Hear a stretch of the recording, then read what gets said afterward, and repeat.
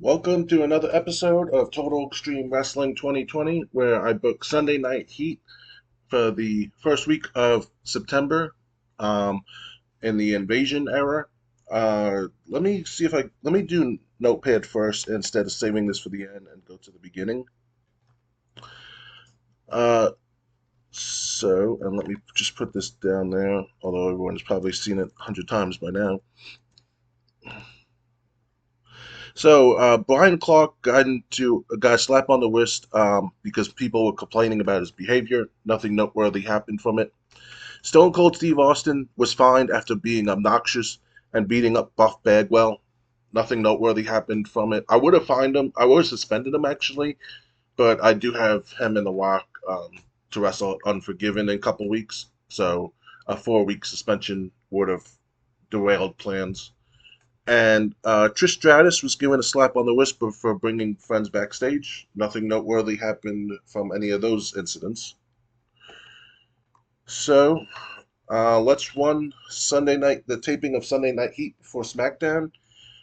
This is, like I said, this will be another short episode because there were no promos I had to write since all the backstage angles actually were had presets that I used. So let's run the show and see how things go.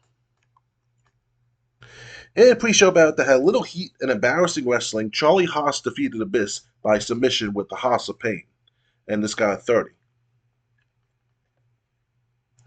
In a pre-show bout that had little heat and embarrassing wrestling, Rob Conway defeated Bobby Fulton by pinfall with an iron fist, and this got a 22. Those were the pre-show matches. Now let's start the actual show. Bull Buchanan appears and says that he refuses the challenge laid down by Tommy Dreamer, so this got a 19.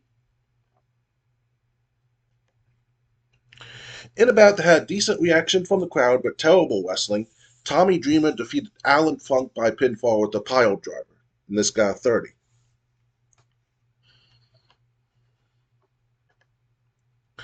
Randy Orton attacks Bruiser Mastino backstage, leaving him down and out. Um, this got a 14.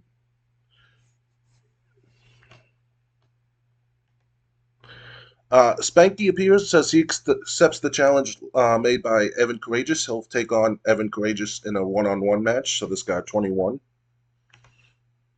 Lash LaRue appears and says he accepts the challenge laid down by Easy Money, and this got an 18.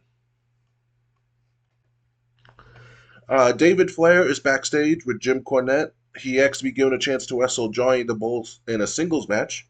Cornette says he'll think about it, and this got a 25. In a bout that didn't have much heat and terrible wrestling, Jamie Noble defeated Aguilar by submission with the guillotine choke. This got a 24. So this makes him 1-1. So it's going to lead to a third match. D'Lo Brown comes to the ring and challenges Chaz Warrington to a match, aka Headbanger Mosh. This got a 17.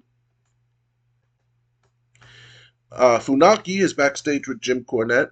He asks to be given a chance to wrestle Yang, and Cornette makes the match. This got a 26. Then you might be surprised that this is the main event, but I figure I'm gonna put the mid card wrestlers and stuff, give them a main event on Sunday Night Heat just to get the rating up, so I don't have to worry about too low of a rating. So in about that had good heat and decent wrestling, China defeated Ivory by pinfall with the powerbomb, and this got a 47. So what was the final grade for the show? A 37. All right, so that was Heat. I know that was short, but that's Sunday Night Heat. Um, One thing I wanted to do, I don't think I'll be able to because I can't find a place to download the game. I wanted to get the storylines from Total Extreme Wrestling 2005, not just the Unchained ones, but the ones in real life, and basically plug those in. Just take the wrestlers I need, like when I need a new storyline, take the wrestlers I need, and maybe do a storyline from that was laid out step by step in Total Extreme Wrestling 2005. But since that game is no longer available for a free download, it was always free to begin with. I don't think I'll be able to. Grey Dog Software doesn't even have, just has the Total Extreme Wrestling 9, Total Extreme Wrestling 2020, and Total Extreme Wrestling 2016 on its website as far as wrestling games go. So that was something I was planning. Don't think I'll be able to do it, but I hope you enjoyed this episode of Sunday Night Heat. The next time I make a book of it show, it'll be SmackDown, the first SmackDown of September in the year 2001. Till then, peace out, everyone.